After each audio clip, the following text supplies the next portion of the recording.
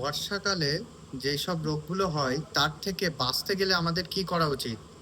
বিশেষ করে কি কি রোগ হয়? ডিসেন্ট্রি, ডায়রিয়া, তার সাথে পেটের সমস্যা, অ্যাবডোমিনাল পেইন এবং ওয়ার্ম ইনফেস্টেশন অর্থাৎ কৃমি জাতীয় কোনো সমস্যা এবং জ্বর। জ্বর সেটা ডেঙ্গু হতে পারে, ম্যালেরিয়া হতে পারবে, টাইফয়েডও হতে পারে। এই জলবাহিত রোগগুলো কিন্তু বেশিরভাগ দেখা যায় বর্ষাকালে।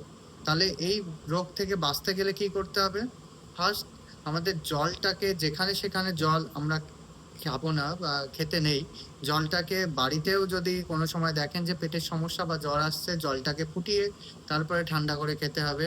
কাটা ফল, বাইরের কাটা ফল খাওয়া যাবে না। শাকসবজি সেটাকে বাজার থেকে কিনে এনে খুব ভালো করে ধুয়ে খেতে হবে, কারণ এখন ওতে কৃমির প্রচুর সমস্যা দেখা যায় বাচ্চা কাচ্চা তো মেনলি। তার সাথে কি করতে হবে? সব সময় চেষ্টা করতে হবে হালকা খাবার দাবার খাওয়ার, ভারী খাবার দাবারের দিকে না যেতে, যাতে পেটের কোনো সমস্যা না হয়, হজমের সমস্যা না হয়।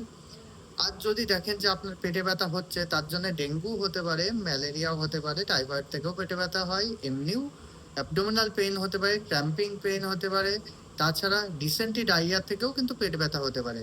তার জন্য এই বর্ষাকালের পেট ব্যথা হলেই যে কোনো একটা কি কারণে হচ্ছে তার জন্য ডাক্তারবাবুর কাছে যান, পরামর্শ নিন এবং সুস্থ হয়ে যান। নমস্কার, এরকম ভিডিও পেতে আমার চ্যানেলটাকে সাবস্ক্রাইব করে রাখুন এবং প্রচুর পরিমাণে শেয়ার করুন।